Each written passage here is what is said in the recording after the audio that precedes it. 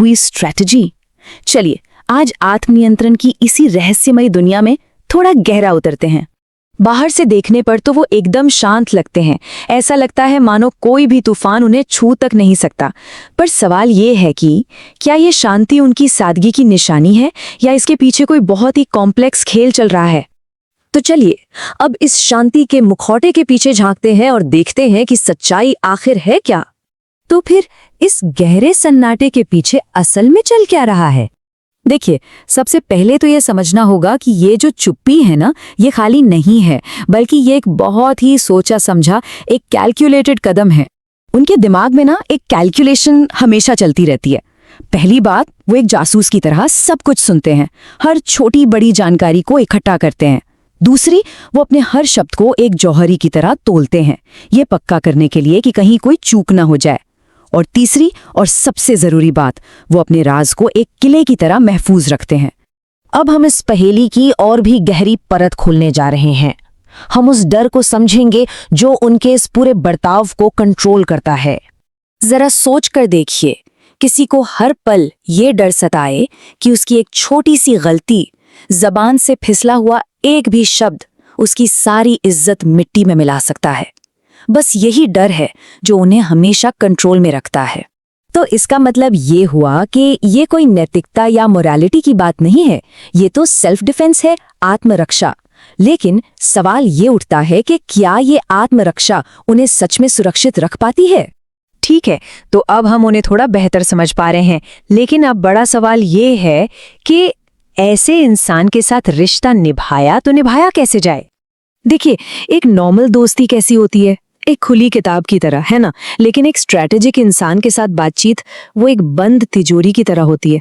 आप तो अपनी पूरी कहानी सुना देते हैं, पर वो अपनी तिजोरी की चाबी कभी आपके हाथ नहीं आने देते। और यकीन मानिए, ये एक ऐसा जाल है जिसमें कोई भी बहुत आसानी से फंस सकता है। ये जो एक तरफा खुलापन है ना, ये आपको बहुत कमजोर और असुरक्षित बना देता है। तो सवाल वही है, आखिर एक बैलेंस्ड, एक संतुलित रिश्ता बनाया कैसे जाए। इसके लिए 3 गोल्डन रूल्स हैं जिन्हें हमेशा याद रखना चाहिए। नंबर 1, उनके सेल्फ कंट्रोल की इज्जत करें, वो उनकी पहचान का एक अहम हिस्सा है। नंबर 2, एक हेल्दी डिस्टेंस बनाए रखें, मतलब दोस्ती जरूर रखें पर अपने दिल की हर बात न खोल दें। और नंबर 3, जो सबसे जरूरी है, अपनी कमजोरियों को अपनी सबसे बड़ी ताकत की तरह संभाल कर रखें। ये जो मैट्रिक्स है, ये हमें सही बैलेंस खोजने में मदद करता है। जरा देखिए, जो एक्स एक्सिस है वो दिखाता है सोशल क्लोजनेस यानी सामाजिक नजदीकी, और वाई एक्सिस दिखाता है कि कितनी जानकारी शेयर की गई है। अब हमारा लक्ष्य है इस गोल्डन जोन में रहना, मतलब सामाजिक तौर पर तो करीब रहिए, लेकिन अपनी पर्सनल जानकारी को लिमिटेड रखिए, क्योंकि बहुत ज्यादा जानकारी शेयर करना आपको सीधे इस डेंजर जोन में धकेल सकता है।